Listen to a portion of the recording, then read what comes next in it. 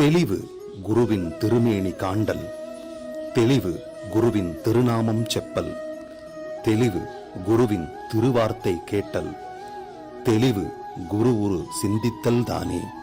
குருவே சரணம்.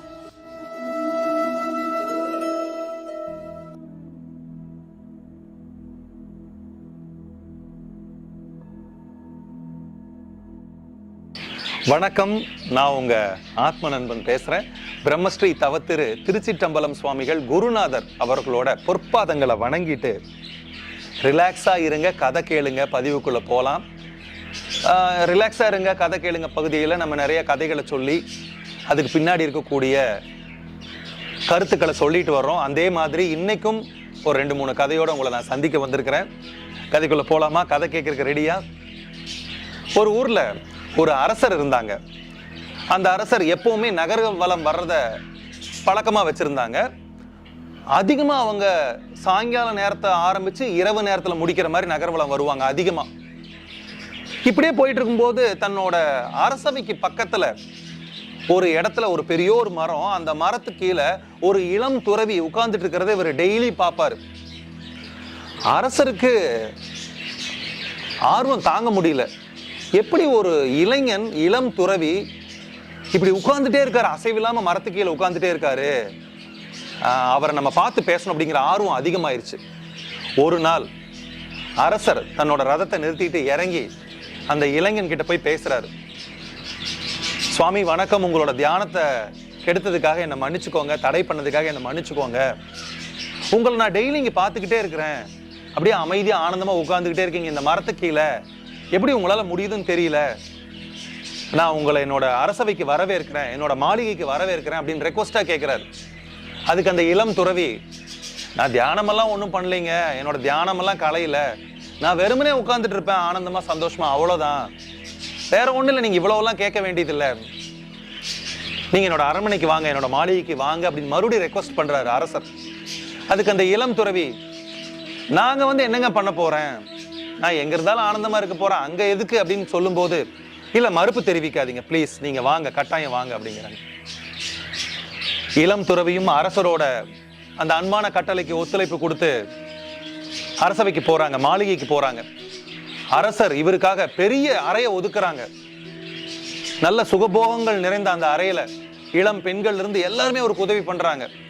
நல்ல ஒரு காஸ்ட்லியான கம்பளி, மெத்த, உடைகள் எல்லாம் இவர் கொடுக்குறாரு. எல்லாம் இளம் துறவி வாங்கி போட்டுக்கிறாங்க, எல்லாத்தையும் அனுபவிக்கிறாங்க. நாட்கள் போக போக அரசருக்கு ஒரு சின்ன மன வருத்தம். ரோட்ல மரத்துக்கு கீழே இருந்த ஒரு இளம் துறவி எல்லா சுகபோகங்களையும் அனுபவிச்சுட்டு இப்படி என்ன மாதிரியே மாறிட்டாரு. அரசருக்கு தூக்கமே போச்சு. இப்படியே நினைச்சு அவர் பைத்தி பிடிக்கிற மாதிரி ஸ்டேட்டுக்கு போயிட்டாரு. 6 மாத காலம் உருண்டோடிருச்சு. ஒரு நாள் இதை நான் கேட்டே ஆகணும்னு அரசர் ஒரு காலை வேலையில அந்த இளம் துறவி நடைப்பயணம் பண்ணிக்கிட்டு இருக்கும்போது இவர் போறாரு.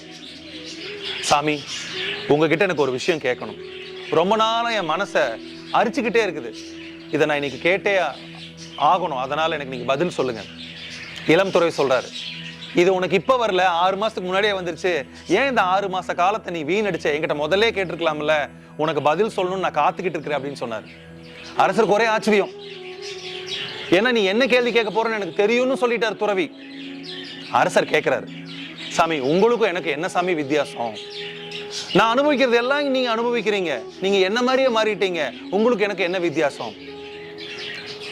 துறவி அவருக்கே உண்டான அந்த மெல்லிய புன்னகையில, வித்தியாசம் இருக்கு, அதை சொல்லணும்னா நம்ம நாட்டோட எல்லைக்கு இருக்கிற நதிக்கரைக்கு போகணும், நீ என் கூட வா அப்படிங்கிறாரு. அரசர் அந்த கேள்விக்கு பதில் இங்கேயே சொல்லாமல்ல, இதுக்கு எதுக்கு அவ்வளவு தூரம் வரணும், இல்ல அந்த பதில் நான் சொல்லணும்னா நீ நதிக்கரைக்கு வரணும். அரசனும் ஆயத்தமாகிறாரு. அந்த துறவியோட தேர் எடுத்துட்டு போறாங்க. அந்த நதியை கடந்து நதிக்கரைக்கு போயிடுறாங்க. அப்பா அந்த துறவி சொல்றாரு,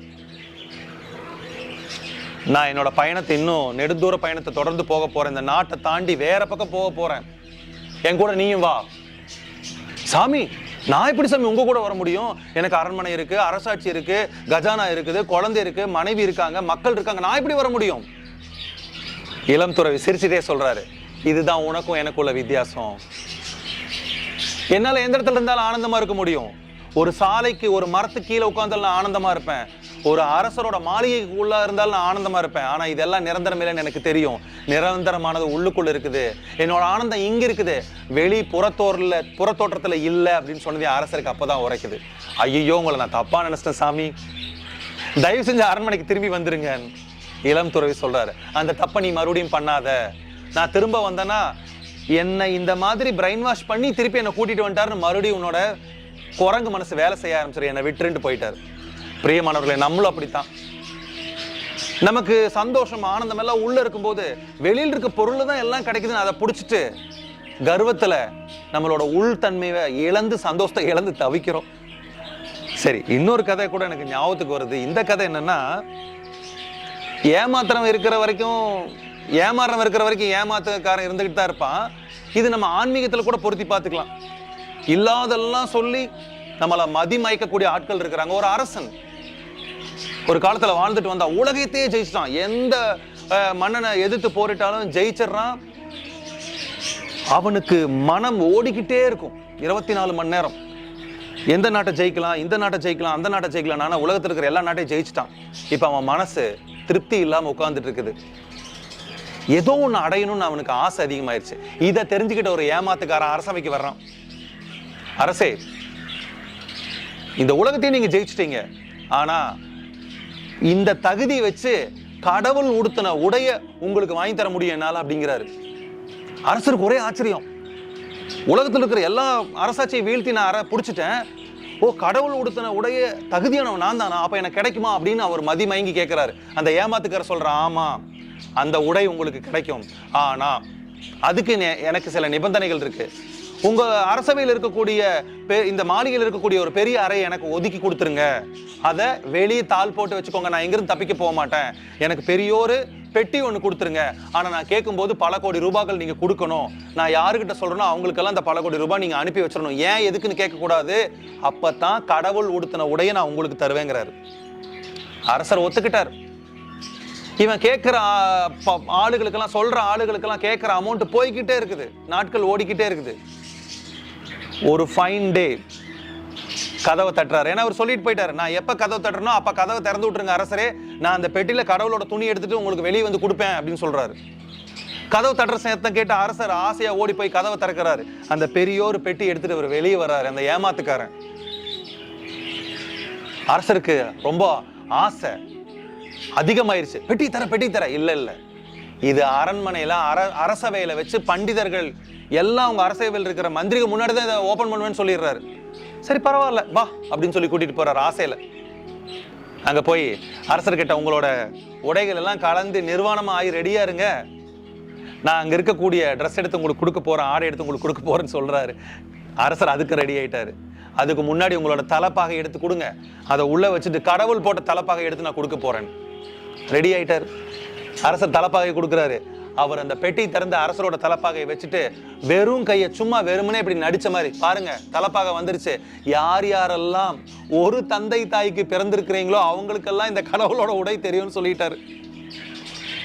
அரசவையில் இருக்கிறவங்களுக்கு எல்லாம் பயம். ஏன் அரசருக்கே பயம்? ஏன்னா எனக்கு தலைப்பாகை தெரியலன்னு சொல்லிட்டோம்னா நம்ம ஒரு தந்தை தாய்க்கு பிறக்கல, வேசிக்கு மகனாயிரும்னு எல்லாம் பயந்து பண்டிதர்கள், அங்க இருக்கக்கூடிய குருமார்கள், அரசரோட மந்திரி சபை எல்லாரும் ஆமாமா தெரியுதுங்கிறாங்க. அரசரோட உடை எடுக்கிறேன்னு குமிஞ்சு இப்படி வெறுங்கை எடுக்கிறாரு. இப்போ எல்லாரும் தெரியுதா அப்படின்னு கேட்கிறாரு. இது ஒரு திரைப்படத்துல நடிகர் வடிவேலு அவர்கள் பண்ணியிருப்பாங்க, அதே மாதிரிதான். இதெல்லாம் முடிச்சுட்டு அதோட நிறுத்தல, அரசரை நகர்வலம் போகணும் அப்படிங்கிறாங்க. அரசர் ஆடையே இல்லாம இருக்காரு, நகர்வலம் போக சொல்றாங்க. நகர்வலம் போகும்போது அதே சொல்றாங்க, யாரெல்லாம் ஒரு தாய் தந்தைக்கு பிறந்திருக்கார்களோ அவர்களெல்லாம் அரசரோட புது உடை, கடவுள் உடுத்தின உடை தெரியும். யாரும் அங்க பேசுறதுக்கு தயாரா இல்லை. எல்லா மனசுலயும் அரசர் அம்மனமா போயிட்டு இருக்காருன்னு தெரியுது, ஆனா யாருனாலையும் சொல்ல முடியல.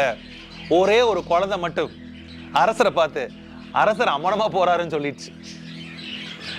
அதுதான் ஞானி, அந்த குழந்தை தான் ஞானி.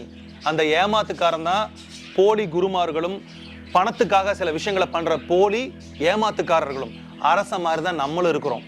சில விஷயத்த ஆராய்ஞ்சு அறியாம நம்மளோட அறிவை வச்சு உபயோகப்படுத்தாம நம்மளும் இப்படி ஏமாந்துக்கிட்டு தான் இருக்கிறோம்.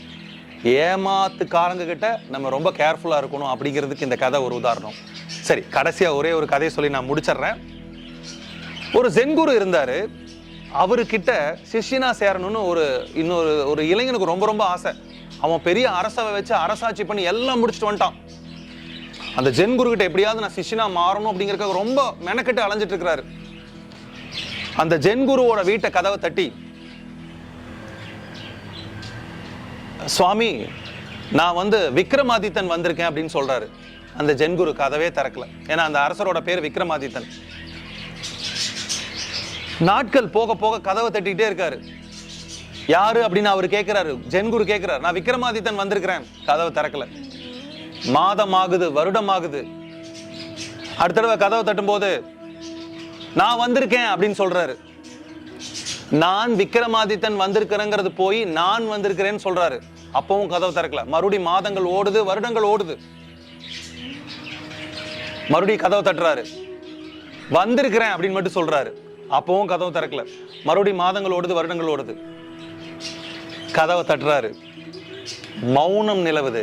ஜென் குரு உடனே கதவை திறக்கிறாரு. நீ ஞானம் அடைஞ்சிட்ட, போ. பிரியமானவர்களே, கர்வம், தானுங்கிற கர்வம் இருக்கும்போது எவ்வளவு பெரிய குருமார்கள் முன்னாடி நம்ம நின்னாலும் சரணாகதி இல்லைன்னா நமக்கு எந்த ஞானம் வராது. ஆனா குருமார்கள் இருந்தாலும் இல்லைனாலும் தானுங்கிற அகந்தை தள்ளி வச்சுட்டு சரணாகதி அடையும் பொழுது குரு எங்கிருந்தாலும் தோன்றுவார். குரு எங்கிருந்தாலும் நமக்கு தீட்சை கொடுப்பாரு. சரி, அடுத்த ரிலாக்ஸா இருங்க, கதை கேளுங்க பகுதியில் இன்னும் நிறைய கதைகளோடு உங்களை நான் சந்திக்கிறேன். நன்றி, வணக்கம்.